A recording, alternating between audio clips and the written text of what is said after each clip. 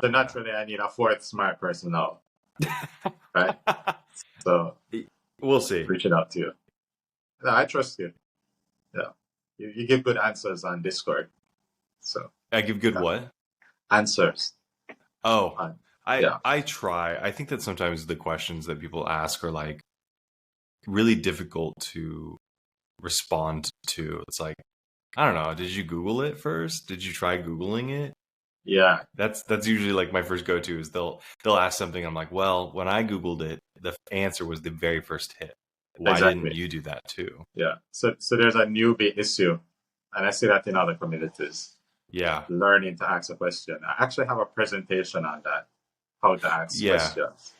Well, Yeah, sometimes asking the question is like one of the harder things to do. It's like if you don't know how to word it, you don't know what you don't know, right? yeah, yeah. So maybe this is part of the interview, but let's start properly. Welcome to Momentum with David Bain. So I have some notes, Mm-hmm. and we're going to start with an intro. So welcome everybody. We're going to be interviewing Devin Fountain today. He's originally from Arizona, and he's a local designer, now calling Brooklyn, New York, his home. He was the special effects guy when his friends made home movies, and his interests set him on a path to design, including web design, product design, no-code, and low-code design. With 11 years in the game, he's crafted everything from mobile app experiences to the UI for the WikiHow site. He excels in Figma and Webflow and is active in the Webflow community. Always ready to help with questions on Discord. Now freelancing, he's left his mark on websites featured on Fido and Site Inspire. Beyond his diverse portfolio, Devin shares insights on X, emphasizing themes that drive his creative journey. This year, he posted a monster thread on X with 100 tips. And he started it with something like, "This is going to be your favorite designer thread." Yeah, so we're going to get into this and learn a little bit more about Devin. So welcome, Devin. Thanks for having me. So, first question. Mm-hmm. Good Times. Why the name Good Times? And tell us a little bit about the Good Times agency. Oh, I haven't had anybody ask me what the name is. It's actually really stupid. I kept seeing all of these design as a subscription services pop up. You know, like there's Design Joy. I remember there was one called like Glue Tier or something like that. I think that person was specializing in WordPress primarily. And it felt like all of them were so serious and they were just like, you know, we will help you, you know, solve these problems in X amount of time and whatever. And I just thought that if I named it something almost like tongue in cheek, you know, as like a joke, that it would be funny to me, and that's kind of what mattered. And so the name Good Time actually comes from quite literally like bathroom graffiti. Like you go into a bathroom and it says like call for a good time. Oh, wow. Like the joke that you would call me for, you know, a good time, like a website. So that's actually where the name came from. Interesting. Yeah, it was just me trying to make a joke on all of these design as a subscription service Right. websites. Right. And So that hasn't affected the type of customer that you get. no, not at all. Because I think that like while the name is a joke, the things that I offer, the skills that I provide, and even like the logo, for example, they don't feel like a joke at all. They're not like, Right. you know. But, you know, if you look at the copy on the website, all throughout, there's like these little, you know, eyebrows above the main headlines that have little tiny jokes in them because like I kind of wanted to like maintain a little bit of that. Right. And I felt that other sites were, you know, they're always playing it safe. And so I wanted to like just kind of lean into that a little bit more. Right. So clearly we're speaking to someone with a sense of humor. I try to. I think that, and I've said this a great deal of times, but I think that design is something that people should not take so seriously. I get that sometimes, very occasionally, the design that you're working on could be life or death. I think that in the case of both of us talking, in the case of a lot of people reading what I write over Twitter or the people that I interact with over social media in general, they're working on websites, they're working on apps. It's not going to kill anybody. You don't have to take it so seriously. So I try not to take my work, to the absolute most serious degree. I try to have fun with it. Websites are ephemeral in nature. And I think that a lot of people forget that. Like when you're making a website, you think this is going to be my masterpiece. This is going to be my magnum opus. If people see this on Site Inspire, if they see this on like Landbook or Godly, that's it for me. Like, I'm going to get so many leads. I'm going to make the big leagues. But it's like, okay, but that website's going to be gone in 1 year. Like most of these companies are going to go under. Or the website will be done, a year will pass, you'll look at it and think, I don't like that anymore. So like, why not have a little bit of fun with it? Inject some whimsy into there. So one of the things I've picked up from my background research is you're really big on speed and efficiency. You even had a presentation where you compared clicking and how much time you waste clicking versus using keyboard shortcuts. I get the feeling that whole speed and customization thing is important in other areas. So I'm curious, where do you draw the line? How do you balance speed and customization? Yeah. If that makes sense. Yeah, that's a good question. How do I balance speed and customization? I mean, ultimately, like in a lot of freelancing, speed and customization are not necessarily mutually exclusive. Like you just really have to get the job done in some cases. And I think that when you're in college and you can experiment and try like a lot of different techniques, that's like the place where you go and fail. Like, take your time, do weird things, get bad grades if you want. I don't know. But when it comes to the real world, speed is king.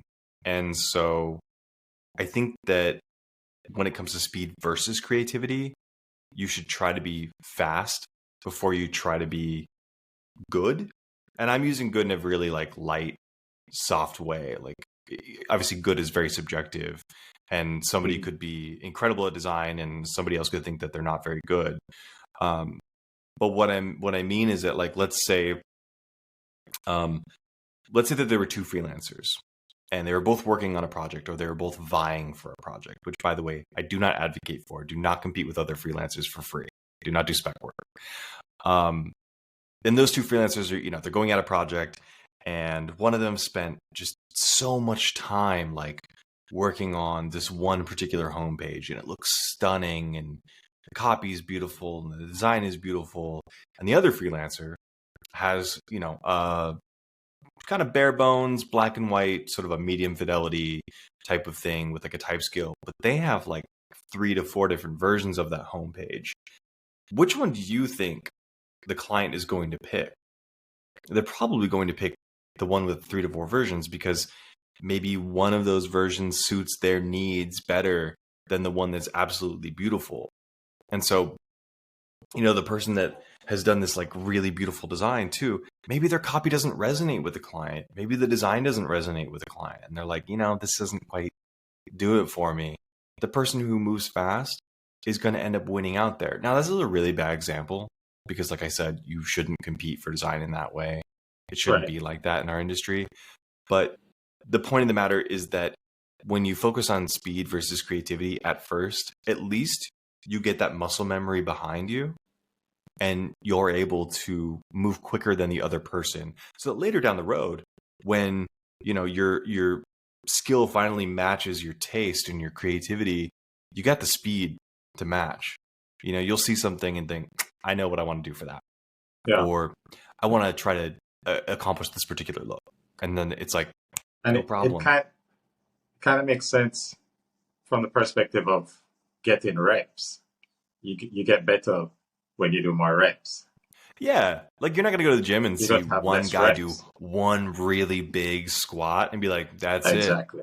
it, that's it for me." Be like, Exactly. yeah, but there's a guy doing like 100 of those, in a little lighter sense. Mm-hmm. Mm-hmm. Yeah. So another thing I picked up is that you were in a situation where you got about 6 months of runway. You Yeah. did pretty well on the stock market I did. with investing stuff from a previous job. Mm-hmm. And you decided, I'm going to start going freelance. Yeah. You have this 6-month buffer. Is there anything you do differently than what you did Yeah, absolutely. that time? I think that I wasted a lot of time up front. There was this idea going into the freelancing that, I was good at what I was doing as like a product designer and that would translate into web design. And coming out of the job, I thought, this is great. I'm going to school everybody. Like everybody's going to know who I am. Like I'm good at what I do. I'm just going to show off my work. And that's not the case at all. Like when you come out of a salary job, it's really the first realization that nobody knows who you are. And that realization for me didn't really set into effect until like months into my freelancing journey. Like I had picked up maybe 3 clients by, July or August or something like that. And after that, it just kind of slowed down and I realized I hadn't put any of the work into actually marketing myself and talking about myself, because like that's something that you just don't do at a salary job. Is like you want to keep your head down, you want to not get fired.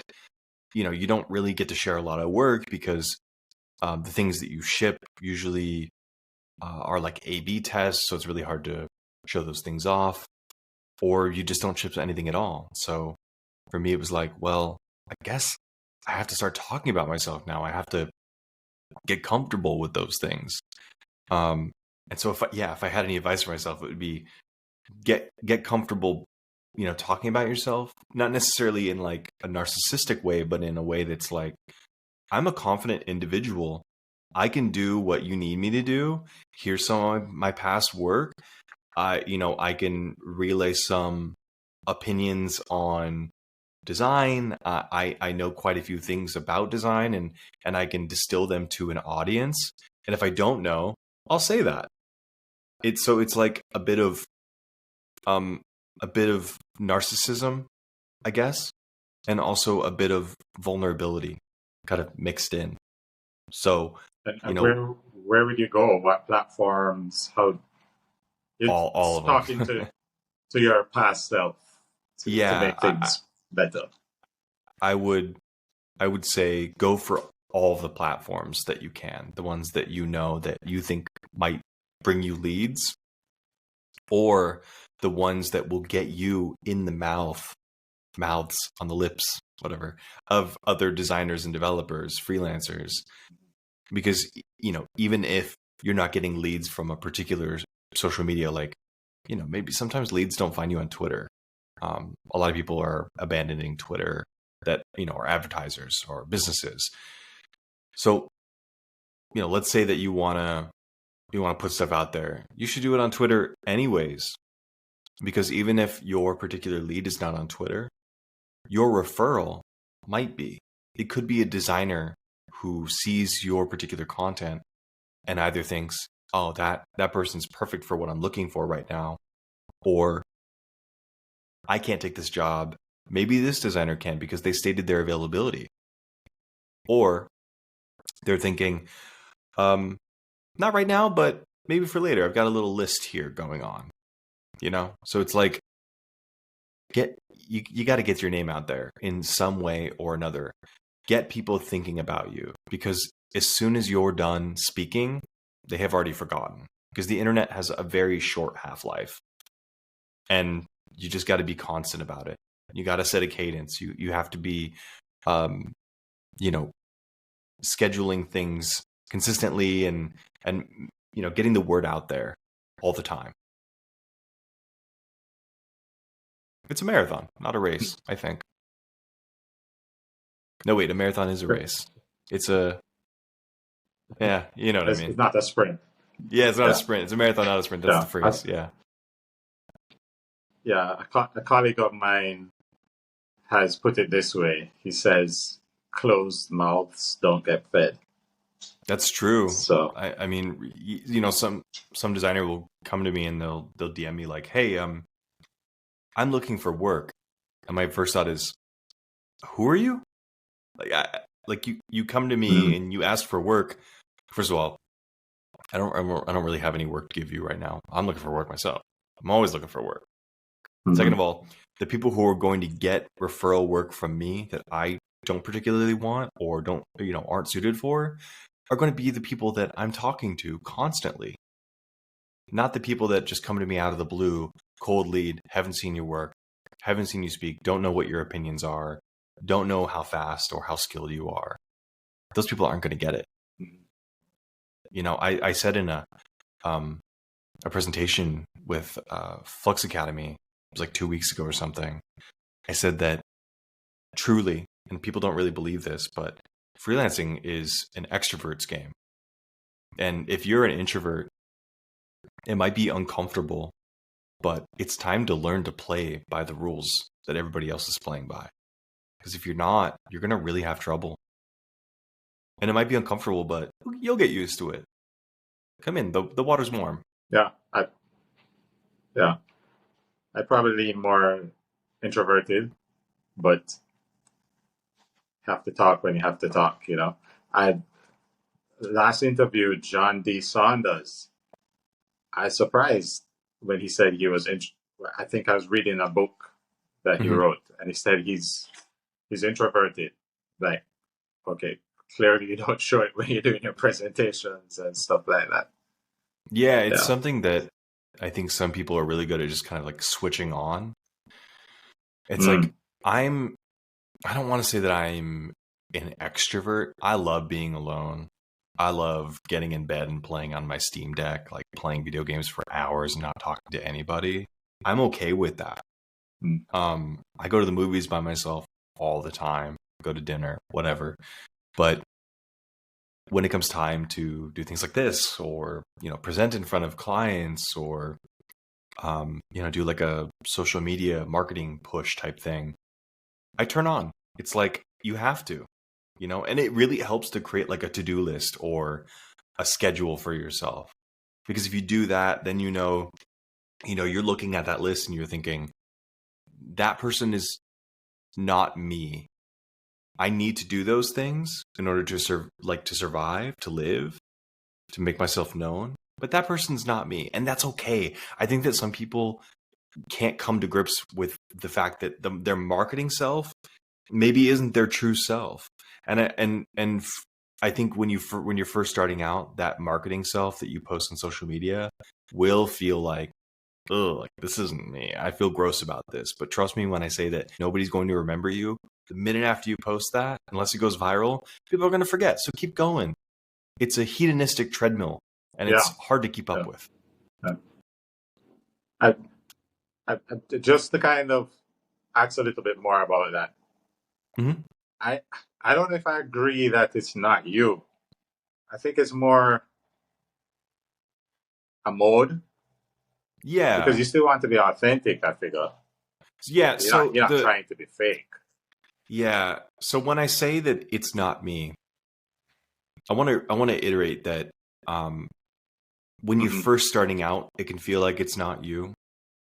And that's because it's like a muscle that you haven't worked out. Yeah, it feels intimidating for sure. And it feels like, well, these aren't things that I would necessarily say, but you might believe them, right? And as time goes on, you realize that yeah, people don't really care as much, or you know, you don't have to put on as much of like a show, and you start to become more comfortable with yourself and become comfortable getting the word out there. And it becomes less about feeling like a version of yourself and more natural, like, oh, this is just me. Like, for real, a lot of the tweets that I put out are truly me. They are truly what I believe. And I love that part about being a freelancer, that I can say whatever I want. And like, oh, is my boss gonna fire me? Like, no, it's me. But initially, Mhm. when I first started tweeting about myself, it felt wrong. It felt like I was being inauthentic to myself because I was constantly talking about myself. That's kind of what I mean. Not that you're Right, being right, inauthentic, right. you know, to your own opinions, but that you're being inauthentic to a version of yourself that has not yet grown into the person you need to be. Fair enough. Fair enough. Fair enough. So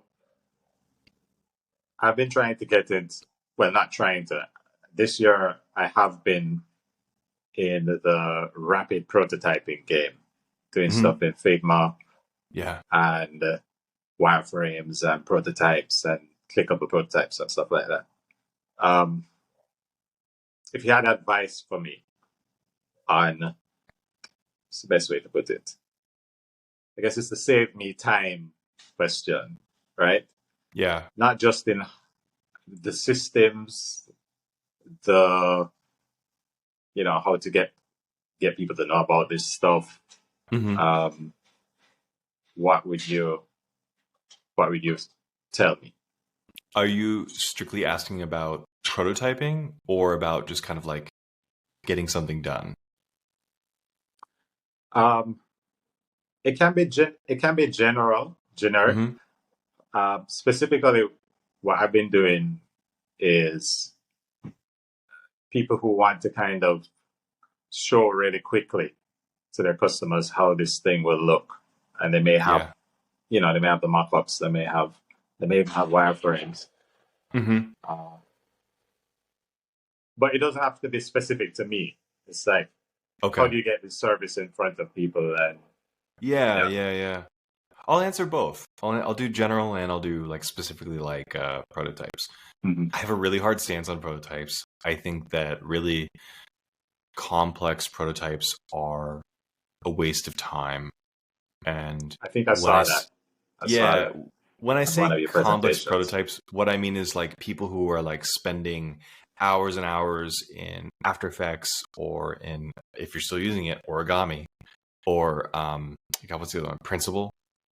You're spending hours and hours to make these like really intricate interactions for your developer or even for yourself to develop.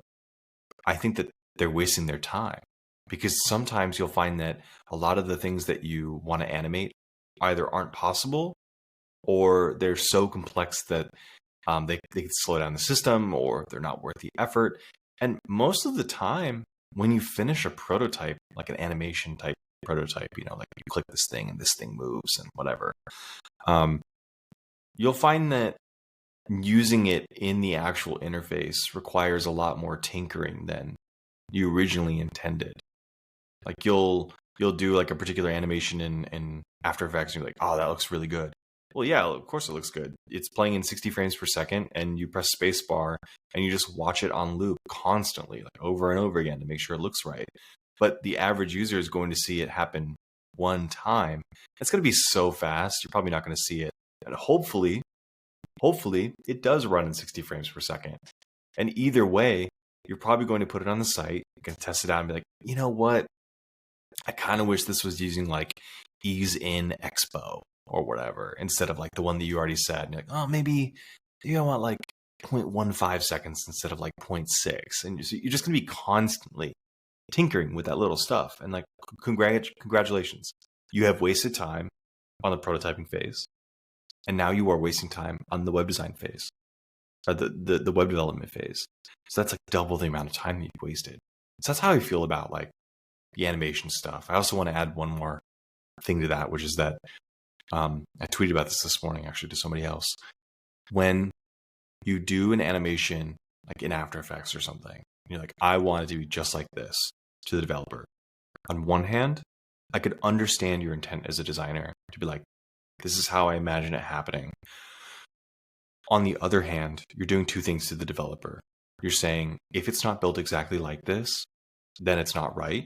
And sometimes the constraints of the web don't quite match what you can do in the tools that you have. It's not worth the effort. And you're also putting a leash on the developer and saying, you have no creativity in this instance. All you are good for is being a little code machine. You just need to get this done and give it over to me. I think it's important to teach developers and vice versa, teach designers how these things are built or how these things are designed. That way, both sides of the party can have a little bit of leeway in how things look and feel, which will ultimately end in a better product. Now, on the general side of, I don't want to say prototyping, but maybe like getting something out there, I think good is better than perfect. I know that's like really easy to say. That, you know, somebody, I haven't even put my portfolio up in years, and so I can't necessarily like, that's to say, exactly hard right. to live by. Yeah. Yeah. But, you know, truly, if you want to put something out there, set some constraints on yourself, like truly hard constraints. You know, I'm going to launch by this date. I am only going to have this number of typography styles. I'm only going to use one font.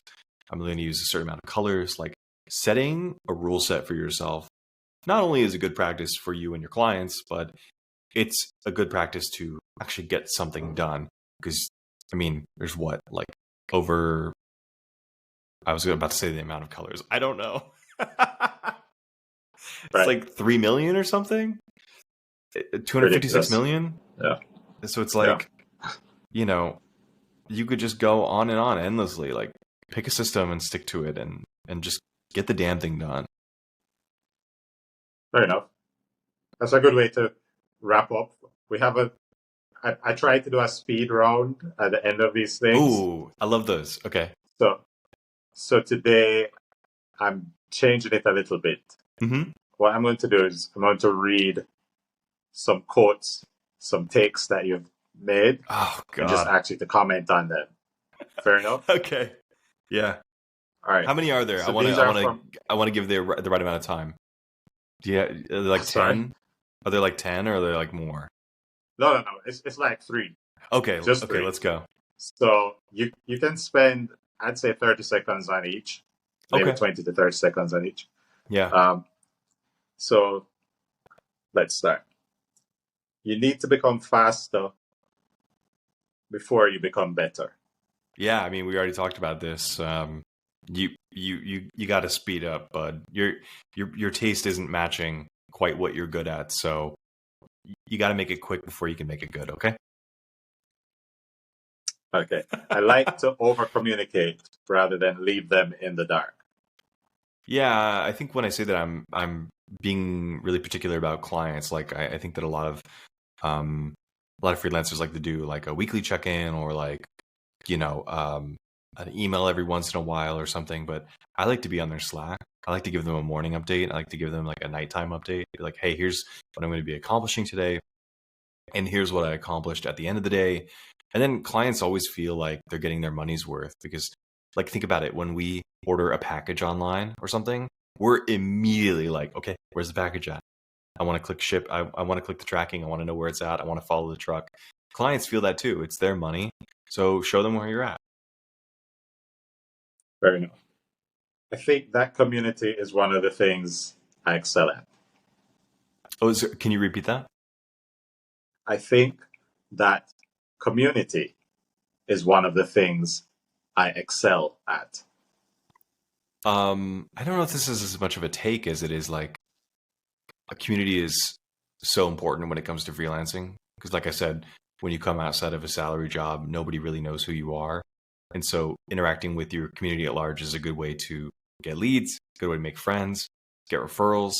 And more importantly, it can get kind of lonely as a freelancer. So it's really nice to have like a bouncing board from somebody, either to complain or to show work, or even just to kind of hang out. Okay. That's a wrap. Cool. basically done. So thanks, Devin. Yeah, thanks for having me. As I always learn a whole heap of stuff. That's a more Jamaican way of saying it. Do you think so? When I'm on these interviews. Sometimes I think when people ask me to like speak on something, I immediately go back to that place when I was, 21, 22, and I'm like, I don't know anything yet. Like I'm still learning just like everybody else. I still very much feel that imposter syndrome feeling, like when somebody. That's interesting.